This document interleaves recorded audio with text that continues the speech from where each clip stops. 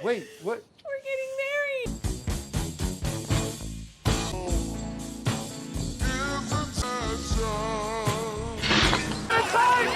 Grab all the outdoor gear! Stop it. Stop it.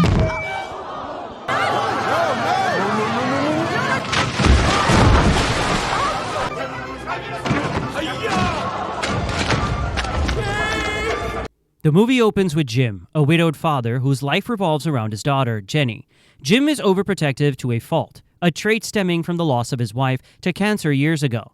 However, the announcement of Jenny's engagement to Oliver catches him off guard, triggering a wave of resistance. Jim feels that Oliver has not earned his approval, and he resents the fact that Oliver did not ask for his blessings before proposing. This sets the stage for Jim's internal conflict as he grapples with letting go of his daughter.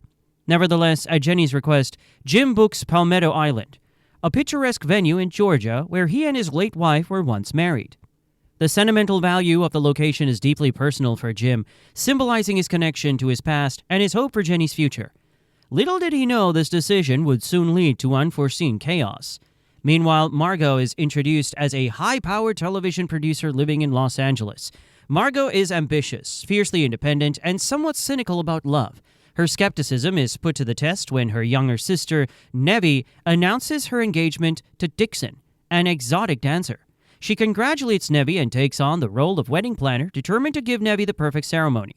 They decide on Palmetto Island as the wedding venue, driven by nostalgic memories of visiting the island with her grandmother during their childhood summers. The plot thickens when Scarlett, the original owner of Palmetto Island's Inn, dies suddenly from a heart attack before recording Jim's reservation in the calendar. Leslie, Scarlett's son and successor, unknowingly accepts Margot's booking for the same date, June the 1st, creating the foundation for the movie's central conflict. On the wedding weekend, both parties arrive at Palmetto Island expecting exclusive use of the venue. The idyllic setting quickly turns chaotic as Jim and Margot discover the double booking. Jim argues that his booking was made earlier and holds sentimental value because it is where he married Jenny's late mother.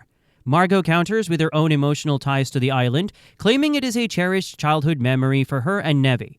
Their heated argument escalates into comedic insults and passive-aggressive jabs, setting the tone for their rivalry. Eventually, after much bickering and intervention from their respective families, they reluctantly agree to share the venue by altering events indoors and outdoors. This uneasy truce is marked by a handshake that neither party seems happy about.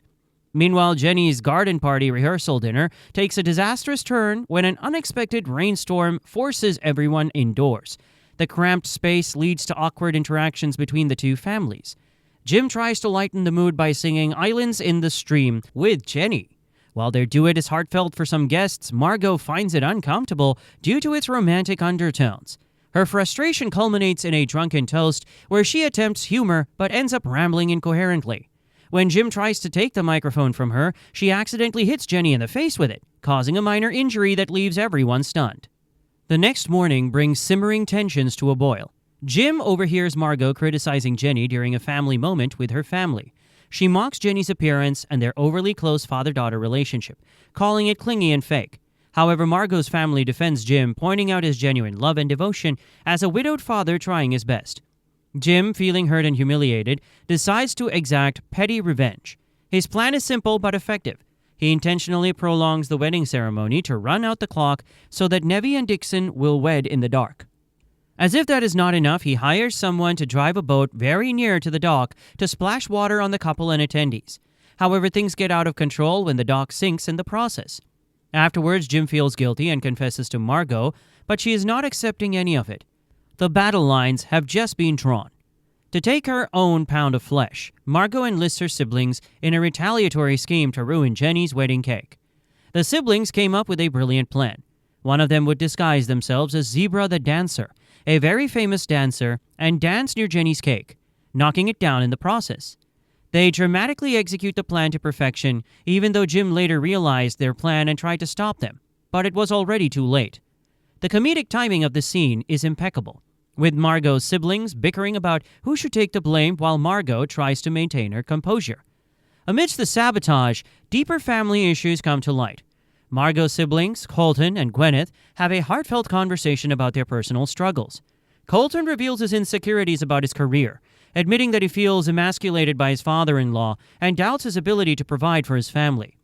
Gwyneth confesses that her life feels stagnant and that the chaos on the island has been the most exciting thing she has experienced in years. While these revelations were unfolding late into the night, Margot and her siblings suddenly see someone who looks like Oliver kissing a bridesmaid just outside the hotel.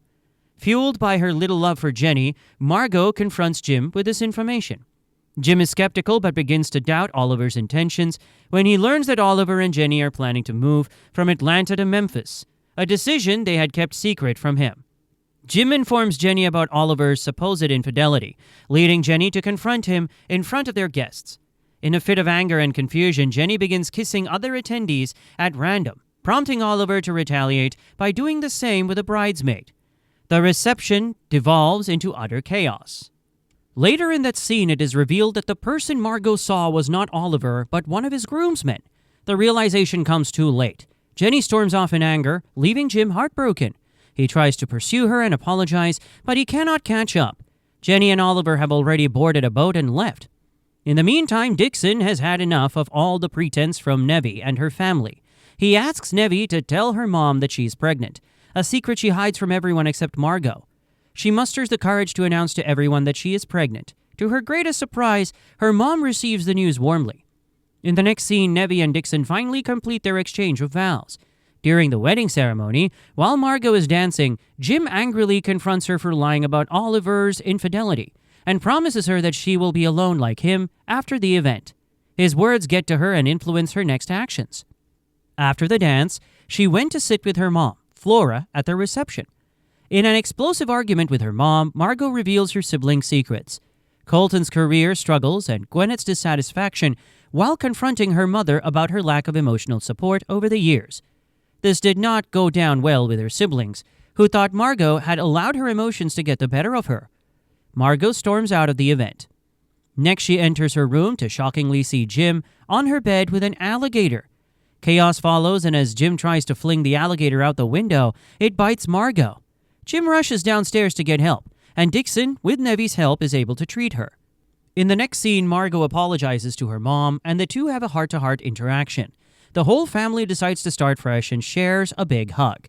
Meanwhile, Jim sits alone, feeling guilty after learning that Oliver and Jenny have called off their marriage. Margot and Nevi encourage him to do something about it and save the marriage. They drive him to town where Jenny is, and in a very dramatic and funny scene, Jim makes up with his daughter. Jenny and Oliver declare their undying love for each other, but decide they're too young to get married. They share a passionate kiss in front of Jim. Afterwards, Jenny tells Margot that her dad likes her, and that's why he always smiles around her. To Margot's astonishment, Jim immediately turns around and smiles at her. Then Jim defends her in an argument with her family, and Margot's mom tells Margot that she approves of Jim. In the next scene, Margot tells Jim that she will miss him, and the two share a passionate kiss. The movie ends with Jenny, Oliver, Jim, and Margot's whole family visiting her workplace and taking a group picture together. For more exciting recaps, please watch the next movie recap on our channel.